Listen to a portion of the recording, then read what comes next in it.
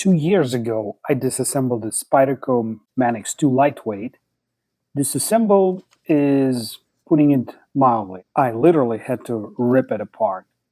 And all I wanted to do was a disassembly and reassembly video, a plan that did not materialize, thanks to whoever put a copious amount of Loctite onto that pocket clip retaining screw. Whatever they do it for is absolutely idiotic, because that screw is supposed to be removable.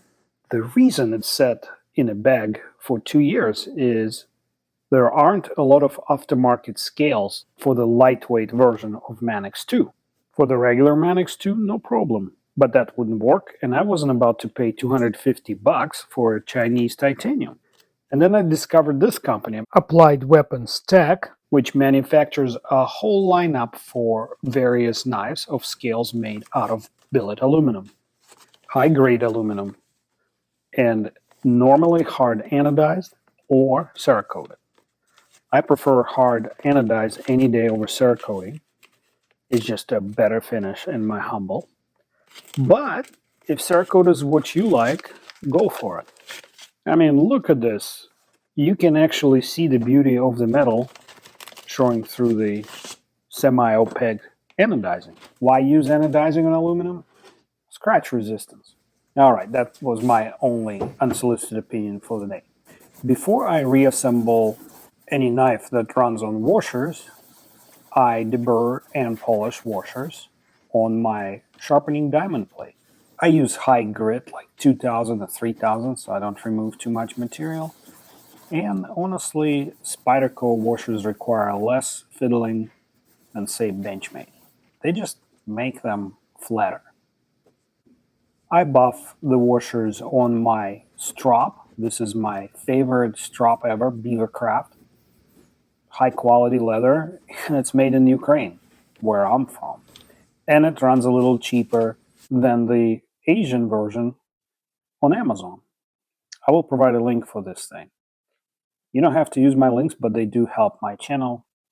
So if you find this video useful, I appreciate it. We are ready to reassemble, and the first step, I grab the pivot barrel and I insert one of the screws that go with it into one side of the threads. I then place the washer on the opposite side. Now look, you're welcome to use your own methods and not follow any of my recommendations here, but then why watch the video? The reason I put the screw in the back of this pivot barrel is so that I can hold it better while I'm fitting it into this very tightly machined pivot hole. Now, it has an alignment feature, which is flat, and that's why you have to align it precisely. Hence, the screw gives me better purchase. How's that? That sticker that came with the scales comes in handy because I'm going to use it to put a dash of Loctite blue on it. Why Loctite? Why blue? I would like to make sure that my pivot hardware does not back out. That's what Loctite is for.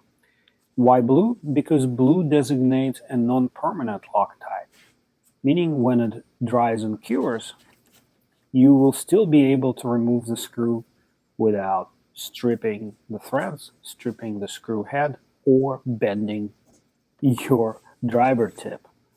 I've experienced all of the above in the past. Believe me, you don't want that on your knife maintainer resume. Now, listen up, apes. The torque for a T8 screw is measly 14 to 18 inch-pounds, so don't try to crank it like it's your wheel lug. This part I am testing the fit on is the main piece to the Manix 2 design. Think of it as a trunnion on a rifle. It holds everything together. But for now, we set it aside. Place the blade onto the pivot, put the coil spring onto the tail of the crossbar, and drop them into the frame. Now place the locking bearing ball into its nest on the crossbar, and this is what it should look like. The spring is all the way to the back, and the bearing ball barely engaging the blade. If you're finding this video helpful, please hit the like button. And then grab the trunnion and align it up with the tail of the crossbar and the spring.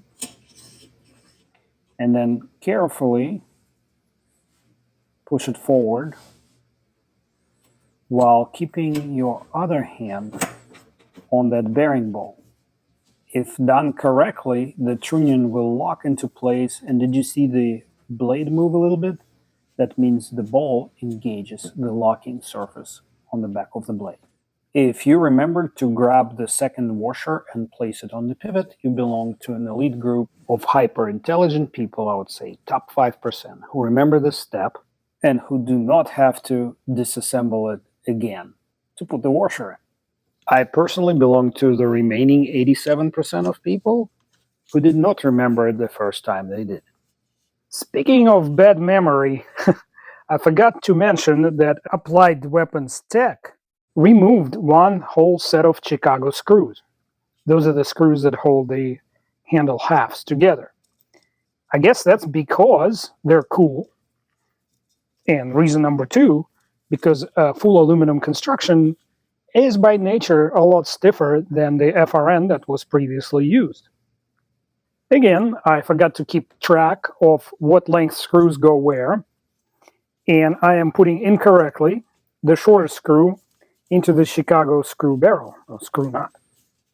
I later had to unscrew it. This goes with the front of the trunnion, the two screws in the front.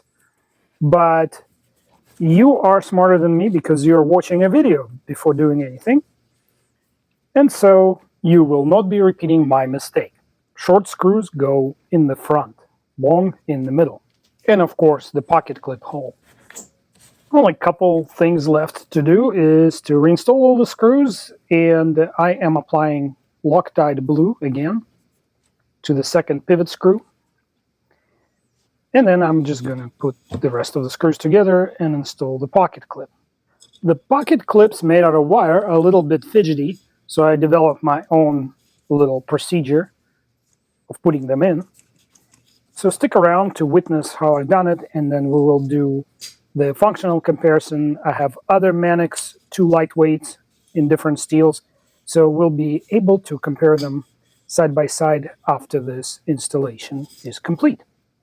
Pop quiz to check if you were paying attention. Am I supposed to use longer screws in the middle and the back of the handle, or in the front where they screw into the trunnion? If you are answering short screws go in the front, you are correct. The award for being more smarter is you don't have to do what I'm doing here and swap the screws around. Good job. And here we are. We finally arrived to the installation of the wire clip. The most observant of my viewers will notice that I'm not reusing the original Spyderco clip on the right. Instead, I grabbed a Kunwu wire clip that fits in the same footprint, but is deep pocket carry and a little bit shorter overall. And again, just the tiniest amount of blue Loctite will keep this screw from coming out once the Loctite cures. I'm partially screwing it in, holding the nut, the Chicago nut, on the back side with my index finger. And now I am able to fit the wires under the head of the screw into the slots. All I have to do now is tighten. This approach avoids, or helps me to avoid, fiddling with placing all these components together at the same time. We're done. And now the critical part of everything we've done to this point is to see the centering, the adjustment. I'm playing with screw tightness and so forth. Those are the things that anyone needs to be cognizant of. Yeah, minor amount of adjustment is required. We are ready for a side-by-side comparison. First and foremost, immediately the knife is more fidgety, and the centering is actually better, the centering of the blade it is, than on the original. All my Manix 2 lightweight favor the show side. The blade is just slightly off center, which guys at Advanced Weapon Technologies eliminated. The polished washers, now set between two perfectly parallel frame halves, function almost like the bearings on the more expensive knives.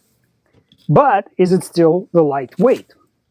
Here's the weight of it in ounces, 3.3 ounces. That would be close to about 100 grams. And this guy, Manix 2 Lightweight Maximat, weighs basically 3 ounces or 84 grams. So we got a 30% increase, maybe 33% increase in weight, which is a low price to pay for this definitely more premiumized, is that a word? Feeling, and a better centering and overall better, smoother function of the knife. Also, too, is it a little bit thinner, or are my micrometers off? Why not actually measure the thickness? Quick question. If you are not a subscriber to my channel, what is stopping you? Please subscribe and don't forget to engage notifications. I do a lot of knife testing on my channel as well as some sharpening videos, and my content is not affiliated with any of the makers. So the original thickness of the Manix 2 Lightweight is 445 thousandths of an inch. Let's see with the aluminum scales from Applied Weapons Tech. And actually, it's a hair width thicker. What threw off my micrometers is the beautiful chamfering that is all around the handle that makes it extremely comfortable in your grip. And so I have been carrying and using this knife for the last couple of days. It shared pocket space with my car keys and aluminum wallet. And as you can see, there's zero damage to the scales. Let me know in the comments if you'd like to see the hardness test of the steel and a brief update on the status of the grips.